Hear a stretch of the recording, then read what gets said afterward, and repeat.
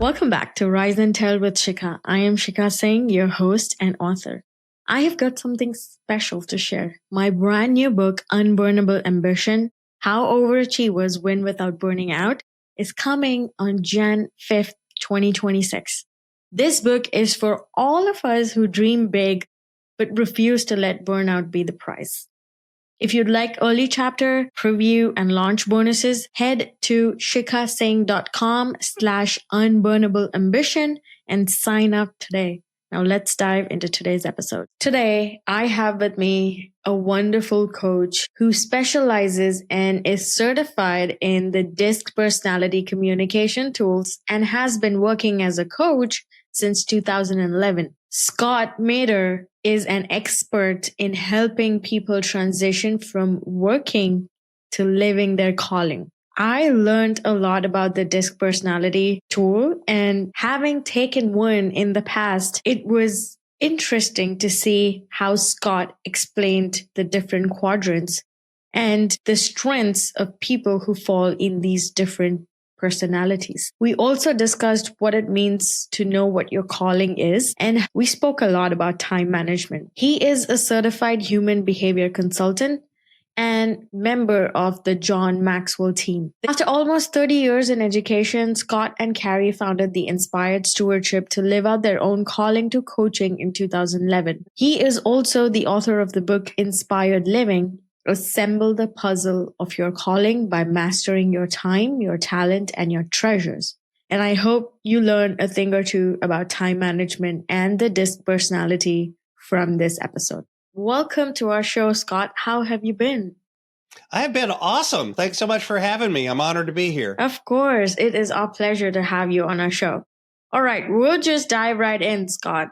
I want to know what inspired you to publish your book. You know, honestly, I've been working as a coach for a long time, and a lot of the frameworks I've developed over the years, I started coaching back in 2011, took it full time in 2017. I've worked with a lot of people in a lot of different parts of the world, and a lot of themes kept coming up. And what I've seen in a lot of books is they try to teach kind of a process. And the problem with the process is it works if you kind of start at the same point and end at the same point.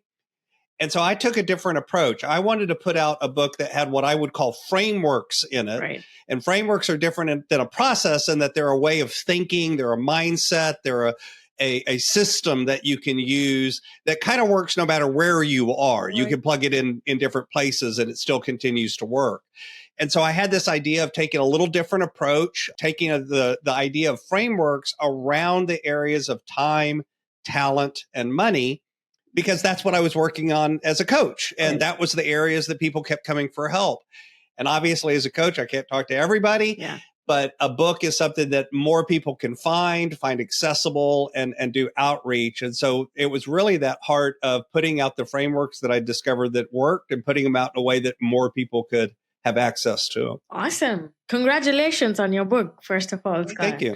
And second, let's say I give you a hypothetical situation, and I'm pretty sure you must have encountered this multiple times during your journey as a coach. Let's say there's a family of 4 or 5. And one of the parents wants to write a book or do something else other than the 9 to 5. But there are responsibilities, there are chores, there are a lot of events that go on revolving around the kid or their work or whatever. How can one find time or the energy to spend on something that they've wanted to do for a very long time? A lot of it comes, and you're right, this is something that I run into all the time. In fact, a lot of people come, and the reason that they're coming around time is there's something I know I'm supposed to be doing. That may be a book, that may be starting a business, that may, whatever. There's something that I feel called to do, compelled to do, and yet I don't have the time to do that. Right.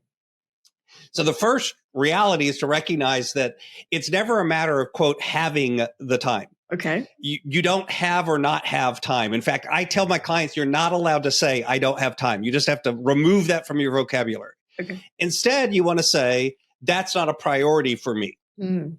Now, here's the interesting thing. If you change that language, it'll literally change the way you make decisions.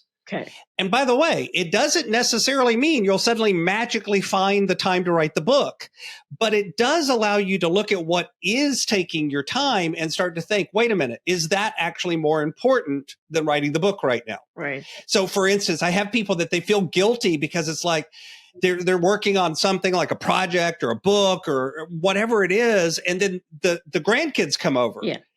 And they're like, now I want to go visit with the grandkids, but I feel guilty for being with the grandkids. And I feel guilty that I'm not writing the book. Right. And it's kind of like, well, wait, which is the priority for you right now? Is it writing the book or is it spending time with the grands? Well, spending time with the grands. Then don't feel guilty. You made an intentional choice. Correct. So it is a matter of sitting down and looking at what you're saying yes to and being very intentional about saying yes to the most important things. Now, what's interesting is a lot of times then it'll be like, well, how can I say yes to writing the book without saying no to doing all the obligations I have? I've got to create time somewhere, right? I've got to, quote, make time. Right. Don't really make time. But what you do is make it a priority. So maybe it's getting up earlier. Maybe it's staying up later. Maybe it's saying no to something else that you've been doing that turns out isn't as important to you as writing the book. Okay, so I'm going to get rid of that, I don't know, volunteer activity I'm doing or that extra project that I put on that I just said yes to because I kind of felt obligated that I had to say yes. Yeah. But the truth is, I don't. Right. Someone else can do it, being the class mom or that kind of thing. You can say no to that and somebody else can step up and do it and it's okay. And so it's really sitting down and intentionally kind of reprioritizing and thinking through, what am I saying yes to? So that what you end up saying no to is the things that aren't as important. And therefore you don't feel as guilty or frustrated. And so sometimes that means writing that book takes you 3 years instead of, 3 months. Right. Okay, who cares? Right. It doesn't matter as long as you're continuing to make the forward progress and you're doing it intentionally and saying yes to the most important things and no to the least important things. Awesome. That's some solid advice right there. Thank you, Scott. All right, let's talk about calling. I know you talk a lot about finding your calling. How can one even recognize that, I think this is my calling? Like, I remember, I think it's based on exposure, but I really want to know your take on it. So calling is interesting because first off, I think a lot of times we define it wrong. And so let me back up. And at least for me, this is the way I think about it and define it. Because a lot of times we use the word calling and what we're thinking about is the thing we get paid to do. And those aren't actually the same thing. They don't actually even come from the same words. Right. So we actually have a word in English. We call it career. And then we have a word and we call it vocation. And we treat those two words like they mean the same thing and they actually don't. Okay. Career comes from the root word for cart. It literally means something that transports you from point A to point B. Our career is what we get paid to do. Right. It's the thing that somebody gives us money to do. Our calling, on the other hand, the real word that we would use is vocation. And if you think about the word vocation, it's the same as vocalization, vocal. Right. It actually comes from the root word vocalis, which means to be called. Right. Right. So here's the first thing. To be called means somebody has to do the calling. So I'm a person of faith. I believe in God, whatever name you want to give it. I attribute it to that, but I don't care what name you want to put on it. It puts down to the idea that you are designed and built to do certain things. There are things that when you do them, it's like this jives, this fits, this belongs. Right. And then there are other things you do that it's not in alignment and doesn't fit as perfectly. And by the way, there are some things that you have to do just because you're a human being and you have to do them to survive. Right. Okay. So this isn't about everything has to align perfectly all the time. Nobody's life is like that. Instead, it's that more of my life is in alignment. So your calling, if you think about that, it threads between all of the components of your life. Your calling shows up in how you're a mom, shows up in how you're a dad, how you're a spouse, how you're a brother, how you work at your career, how you do everything. It's part of who you are. So now your original question was, great, how do we figure that out? Right.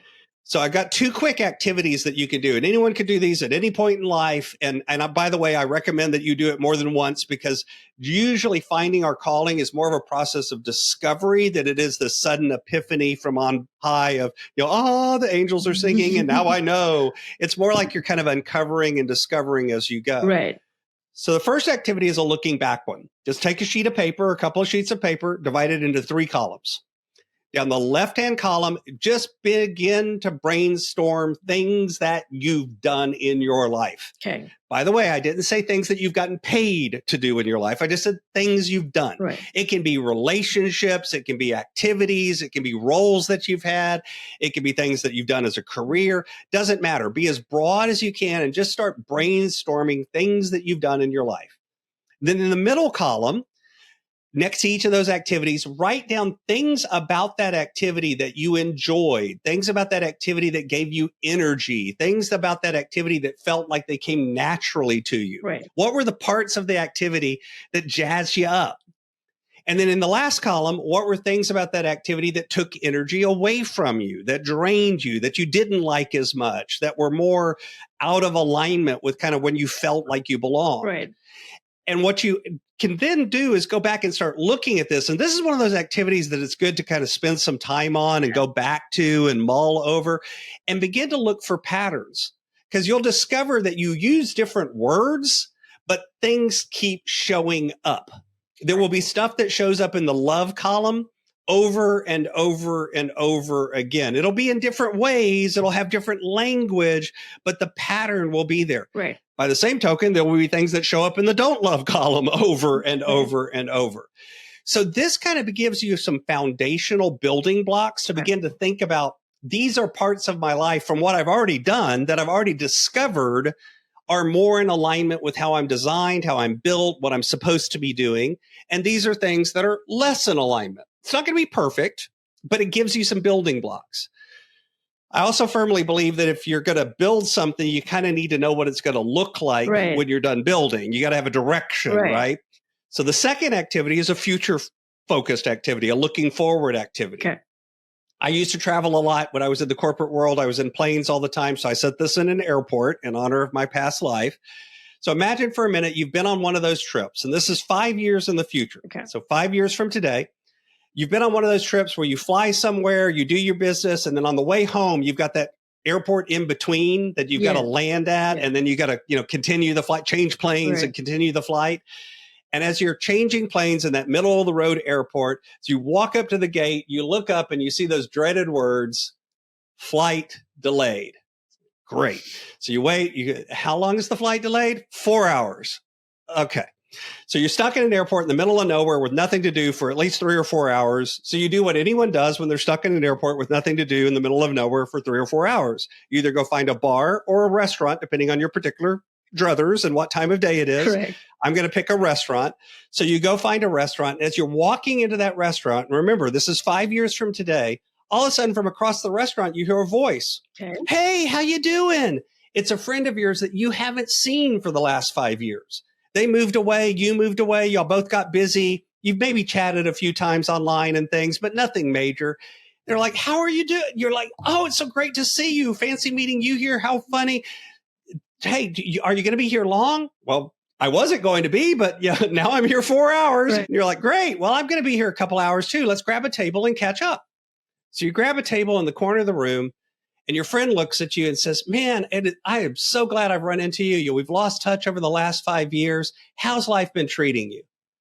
And you look at your friend and you go, you know what? These last 5 years have been the best 5 years of my life because. That's the activity. Okay. Tell me what comes after the word because. Right. What's true about your career? What's true about your finances? What's true about your spiritual walk? What's true about your relationships? What's true about all of the different components of your life? What would be true to make you honestly look at your best friend that you'd lost track with and say, these have been some of the best 5 years of my life? Right. What would have had to have happened? So between these two pieces, you have foundational blocks to build from, and you have a general idea of the direction you want to head in. By the way, that 5 year plan, that idea of, oh, this is what I want to do, that's not what's going to happen. Right. Okay, that's not the point. This isn't about making a concrete plan of exactly what my life is going to look like in 5 years, because it's never going to look like that. Right.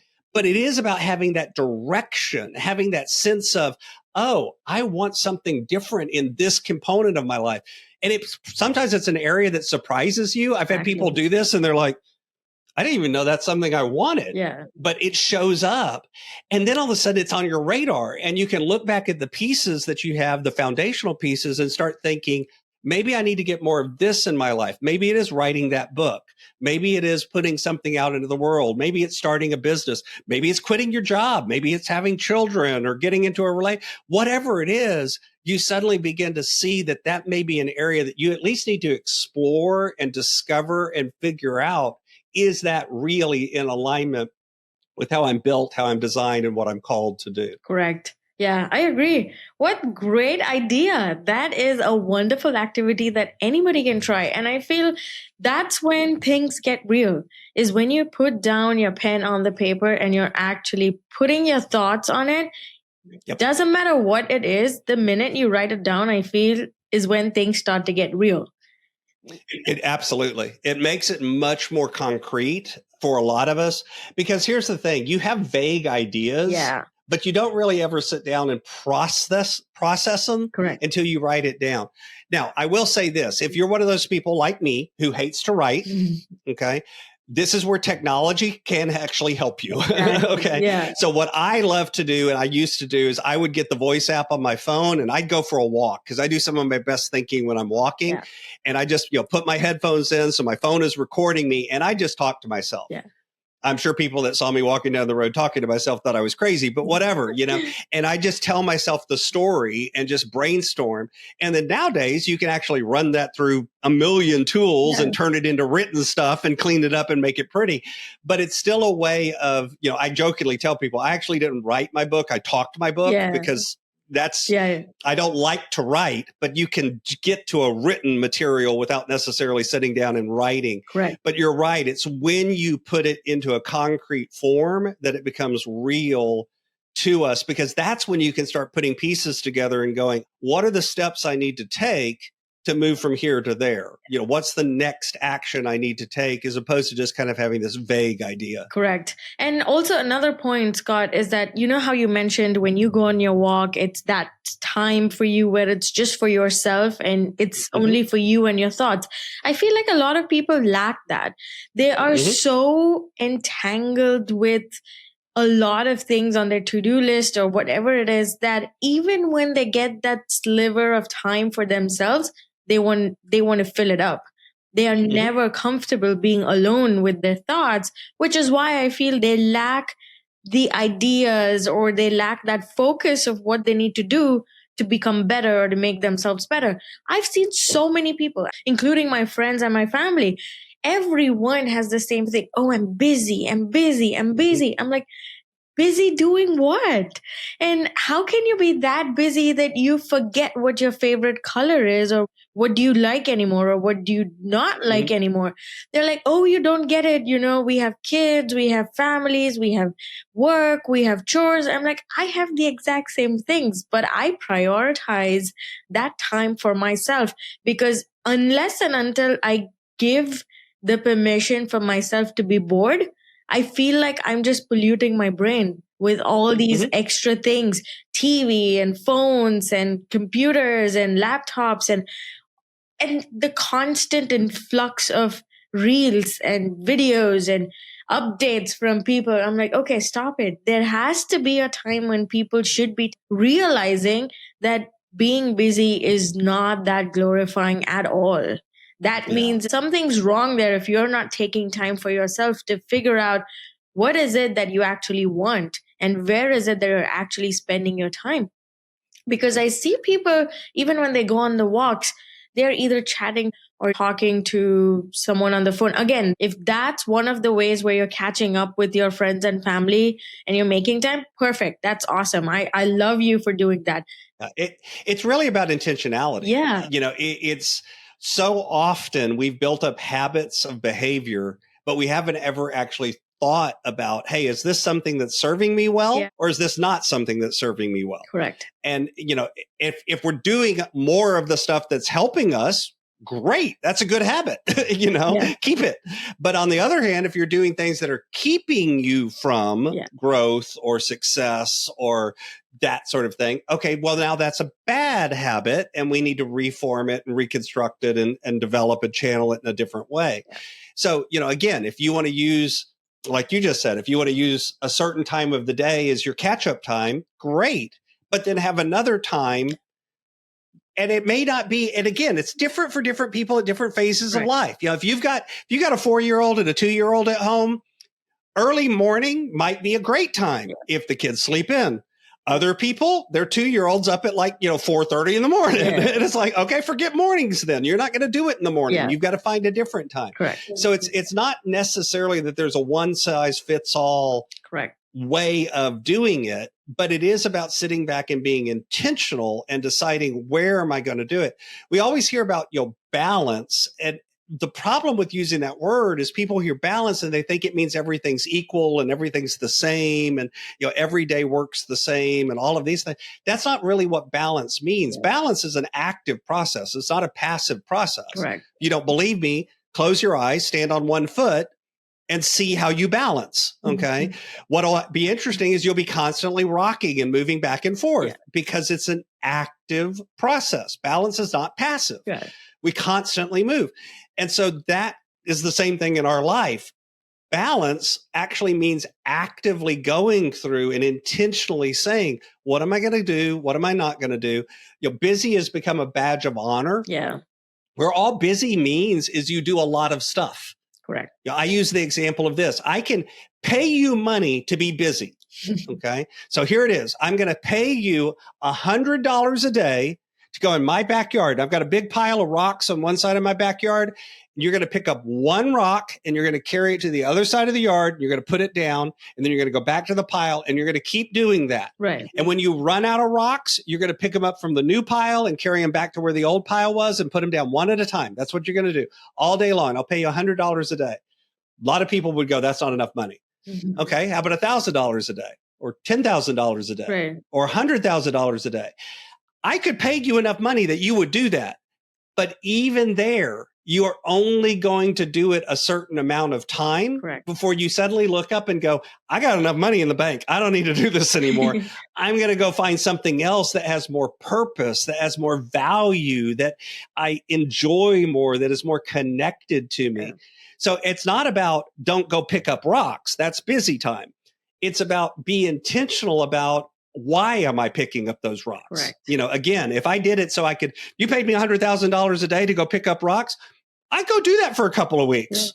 Yeah. After about 2 weeks, I've got enough money in the bank. I don't need to do this anymore. I'm going to go do something else. Yeah. So it's, it's that idea of being intentional. That, by the way, is a frame that can help you if you are right now stuck in that job that you just kind of feel like you have to do because it's paying the bills and keeping you fed. Okay. That's your time picking up rocks.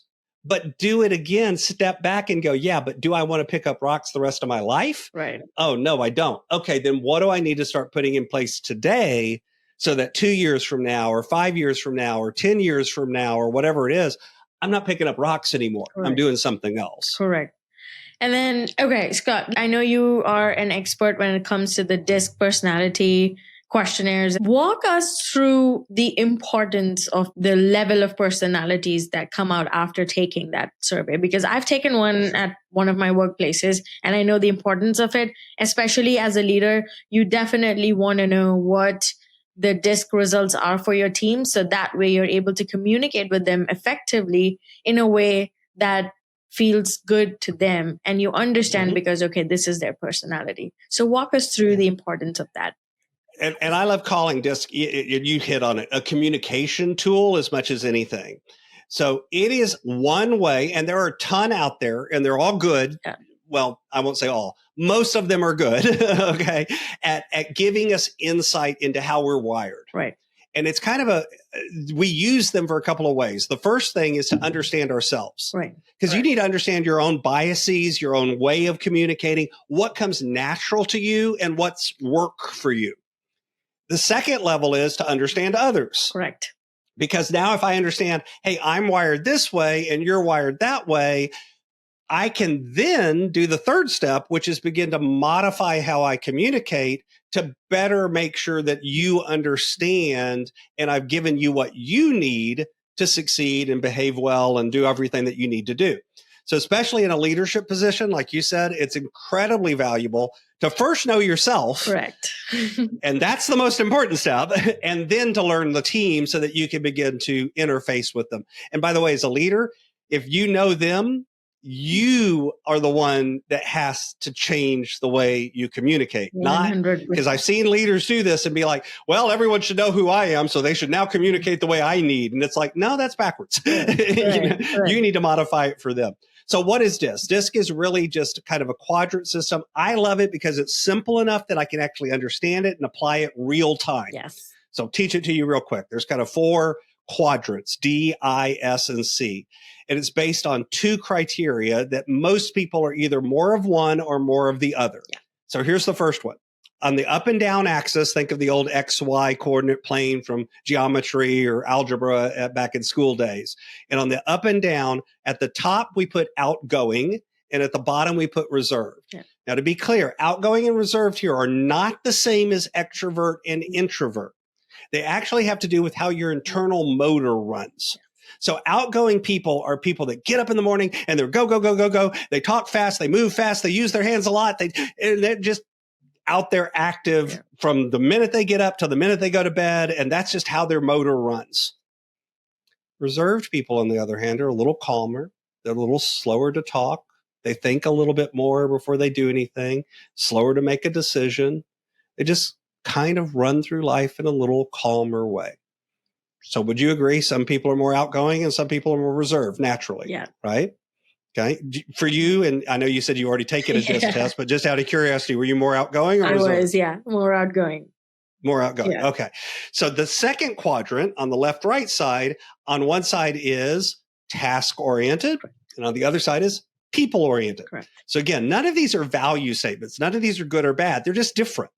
So what is a task-oriented person? A task-oriented person is somebody that thinks about what needs to get done. Yes. They tend to think about the results or the process or the steps or the how-to.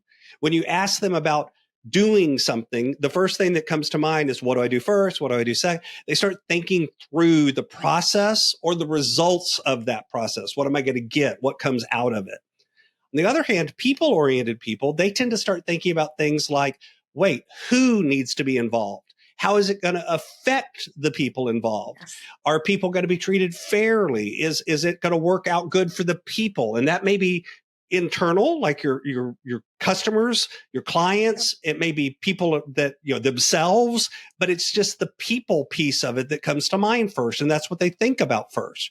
My joke is the task-oriented people go to bed at night and they think to themselves, today was a good day because I got that done, I got that done, I got that done. And, they're mentally checking off that list. Sometimes they're actually checking off the list too.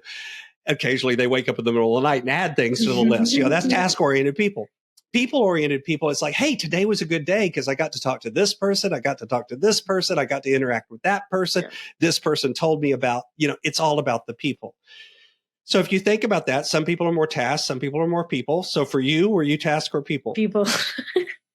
People. Yeah. Okay. So your primary DISC then is going to be up here to the upper right. Correct. Where it's outgoing. It's the quadrant between outgoing and people. Correct.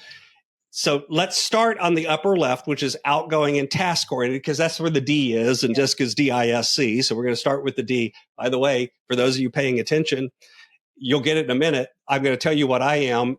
The reason I have to do this in order is tells you something about my wiring. So the D is the dominant personality. Yeah. It's about 10% of the population. These folks are very result-oriented people. These are lead, follow, get out of the way. They make decisions quickly. They don't need a lot of information. And by the way, if they make a decision and they don't like it, they'll just change it. It doesn't bother them. They just boom, boom, boom, boom, boom, boom, boom. Let's go, go, go, go, go, go, go. They're D for dominant. Moving to the right, your quadrant, that's the I. I stands for inspirational. These people are wired by fun and energy, and they enjoy activity. They enjoy things to be. They're the folks that at the conference, somebody at the front of the stage says, we need a volunteer. And before they can even finish the word volunteer, the eyes at least have their hands up, and a couple of them are probably heading for the stage. Yeah. Okay. Occasionally I've seen one like jump on stage before the person finishes. They want to be involved. They want to be part of the center of attention. And not in a selfish way, by the way, because sometimes people hear that and think, oh, they're selfish. It's like, no. That's not what it means. That's just where they get energy. That to them is fun. That feeds their soul. So going down the S, this is going to be someone who's more reserved, but people oriented. This is my wife, by the way. S's are the nicest people on the planet. It stands for supporter. Yeah. This is also, by the way, the single most common group. So D's were 10%. I's are somewhere 20, 22, 25%, somewhere around that. S's are like 35 to 40% of the population. These folks tend to want they're supporters, and they tend to want the status quo. Yes. They tend to like things to be calm. They want everyone to be taken care of. They want things to be fair. They care about justice and rightness. And then the last group, the C's, that stands for cautious. So they're going to be task oriented and reserved. Right. These are the folks that care about getting it right. Yes. They want things to be done correctly. They care about the process and the steps. Yes. By the way, I have a high C component. That's one of the reasons that I want to do it DISC. Yeah. And that's, again, about 20 to 25% of the population, depending on the group. Right. And those C's, okay, are, again, they're the steps people. Yeah. They're the folks that, like, you need them to figure out a process. That's what they're good at. Yes. Now, here's the truth. Most of us are not actually one of those. We're usually at least two, sometimes even three, kind of blended together. Correct. So it's not necessarily, I just did them as if you're one. But the truth is, like for you, do you remember what your secondary characteristic was? Your tertiary? Yeah, I think my secondary was a little bit of task oriented and goals oriented, actually. Okay, so that'd be the D. Yeah. So you're probably what I would call an ID, which simply means your I and your D are kind of your two highest traits. And then your S and your C are a little lower. Yeah. Again, doesn't mean you can't work into S and C. It just means you have to be more deliberate about it. Yes. Because your natural language is going to be, you want to talk about getting it done, getting the results. Yeah. And having fun while you're doing it. Correct. It's like, how can we get this done, and how can we enjoy ourselves while we're doing it? Exactly correct. That's your language. Yeah. And somebody down here is like, I don't really care about having fun. Yeah. And I don't even care about getting it done unless it's done right. Exactly. Yeah. I want to make sure everyone's taken care of and that we end up with good results, not just results. Yeah. And so if you don't put that in, they don't hear, they're kind of sitting there listening going, what's in it for me? Yeah. Why should I care? You're not feeding me. You're not taking care of myself. And so it's important as a leader to know just first yourself, because that's your own bias. Correct. It also tells you where your gaps are, because I've seen a lot of people that will hire people that are just like them because it's comfortable, right? It's like they walk in and you're like, hey, you're like me. This is fun. I enjoy you. I'm going to hire you. And then they end up with a whole team of people that are all wired the same. Yeah. And you're missing a whole set of people in the world, that need to be able to fed and heard and come. And so you're blind to things and you don't even realize you have a blind spot. Yes. Because everyone can be, this isn't, by the way, like only because I've heard people say things like, oh, I's make great salespeople. You know what? So do C's. They just sell in a different way. Correct. Okay. So it's not that one's better or worse. It's that they need a different process. Correct. So here's what happens. If you have a team that has a whole bunch of I's, that's your sales team, and then you hire a C, and all you ever do is talk about the I way of doing things, the C's not going to last very long. Exactly. And yet they could have been your best salesperson. Correct. Again, for some people. So it helps us see where's our gaps, where are our blind spots, where we can fit together. How can we communicate? How can we get people on board? And again, I like it because it's simple enough. I can hold this in my head, and just by talking to you for a few minutes, listening to the way you speak, listening to what you do, listening to how you use language, I can start getting an idea. Oh, this is probably how she's wired, or this is probably how he's wired. And then I can kind of probe and figure out if I'm okay, if I'm right. Well, okay, now I know how to communicate to you. Correct. And that's why I like it. Yeah. And it's pretty sure that you're talking out of experience, Scott, because that's pretty evident based on the way you explained all of this. You brought up a very good point. And I feel like all the leaders, or even if you're not a leader, but you're involved in the hiring process, everyone needs to understand that you don't have to hire someone who looks like you or who is like you or who sounds like you. That was the biggest lesson that I learned when I initially joined this new company.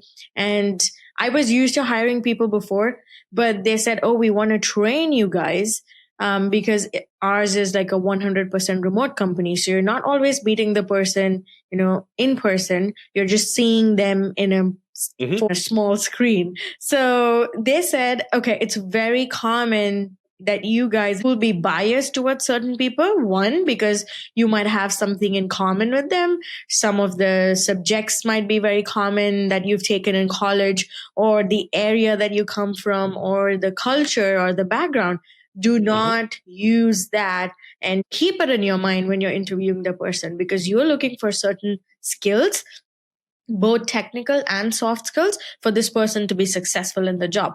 And that to me was a big eye opener, because I never thought of it that way. I would get excited when I would interview women because I come from a tech background, and there's a big gap. That was you write it to very few. Yeah, and that was what my first book was all about, like why we need more women in IT. And whenever I would see someone interviewing for a technical role, I would just get excited. And when I heard that training and that whole concept, I'm like, wow, I need to keep that aside. From then, I've been very conscious of the way I interview people. Now, in my mind, there is no bias at all. I treat everybody the same. Can you do the job? Yes or no? Would you be able to handle the pressure? Would you be able to meet the deadlines? And that's it. It doesn't matter to me where you come from, how you look, how you sound, what you do, what your culture, your background is, what your gender is. All I care about is, can you get the job done or not? And there's some interesting studies out there where they've done blind interviews. I'll give you an example of one. So orchestras are actually another place where it tends to be certain instruments are male dominated or female dominated. And there's just kind of this history of that, right? And so they literally took some, I can't remember if this was the Philharmonic, one of the big, orchestras that everybody would know the name, kind of thing. And for the next tryouts, they had the people play, but behind a screen. So all they could do was hear them. They could not see them. Right. And then select the best players. And all of a sudden, a lot of the, men are better at this and women are better at that, completely went away. Yeah. And it was more, and because even unconsciously people were buying into that stereotype, didn't realize they were. Doesn't matter. It was still happening. Yeah. And you're right. It happens to us all the time, whether we want it to or not. And the first step is being conscious of it. Right. Because if you're unconscious of it, it's going to happen. Yeah. If you're conscious of it, now you've got some hope that you can kind of go, okay, wait a minute. I'm probably actually just liking them because they come from my hometown. Yeah. Maybe I need to ask some more questions or whatever. Yeah. And you brought up a very good point also, Scott, when you were giving that example that if you are I person and you are talking or telling people to do things your way, you might miss out on this way of working, where the C's are incredible when it comes to processes and points and the way they do things. Our team is a mixture of all kinds of people. And I love that. I love that fact because one, it's challenging. Second, you can learn so much from these people.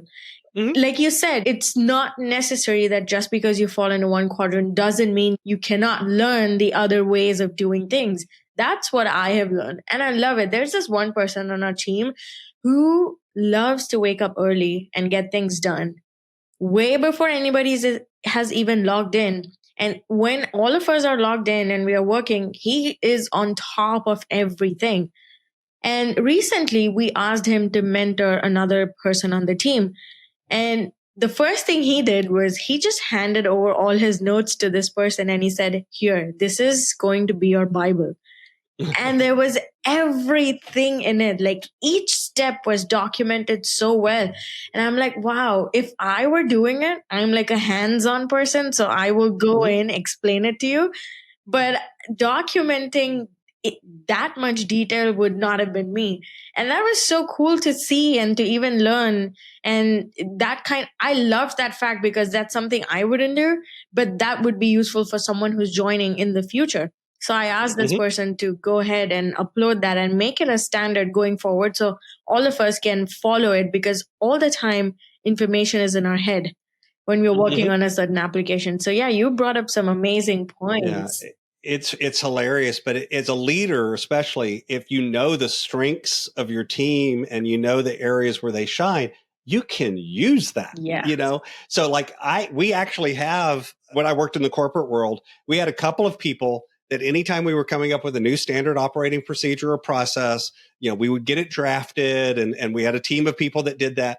And then literally we called them the breakers. We would give it to these people that were really high C's and be like, here, go break this and tell us where it's broken. Yeah. Just go play with it for a couple of days and come back and tell us everything we left out, you know, and they'd come back with like 4 pages of notes, you know, of here's where it went wrong here and here's what we had to do to fix it and blah, blah, blah. And okay, great. Now, and we'd rework the process and then, you know, go back. Okay, here you go again. It's the updated one. Try it again. Yeah. And what was hilarious, and they loved it. Yeah. You know, it was like, this was fun to them, you know. Now, if I had given that same task to somebody on my team who was my high I, they would have been like, why are you sending me to hell? You know, it's like, this is not fun for me and I'm not good at it and I don't enjoy it. It's not that they were bad workers. It's just that wasn't their skill set. That's not what came natural to them. And so, you know, you look for opportunities to use the people on your team in the strongest ways so that everyone succeeds. And they, you know, and then all of a sudden it's like, oh, this is different. Correct. People can actually get what they need to get done. And then you also have to look for ways as a leader to serve your team. Yeah. So as an example, I'm a high C, high D. Okay. That's my natural wiring. So I'm very task oriented. And so I come up and I realize that I've got people on my team that are high S's that need a lot of, you know, the high touch. Yeah. They need to know people care about them. That's what they want to hear. So I literally turned into a process visiting my S's. So on my calendar on a Wednesday, 3 names would pop up. And then the next week's 3 other names. And the next week. So I'd identified my S's. I put them on a rotating schedule. I would actually go to their cubicle with my notebook. They knew all of this, by the way. They knew it was a Wednesday event. Yeah. They knew what time it was. They knew when they came up in the rotation. Right. They were like excited for it. And I'd walk up and it'd be like, you know, how was your kid's baseball game last week? By the way, the reason I remember that there was a baseball game is because I wrote it down. You know, I'm reading out of a notebook. It didn't feel bad to people are like, well, doesn't that feel bad? It's like, no, because they're like, he cares enough to actually go through the effort of visiting with me, of knowing my kids' names, of, you know, and usually I begin to remember this stuff over time, but it didn't come naturally to me. Where for other people that are more wired that way, they remember all that stuff just naturally. Correct. I had to work at it, you know, but I went through the effort of working at it. They love that.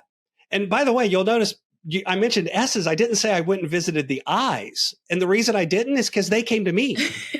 Correct. I didn't need to visit them.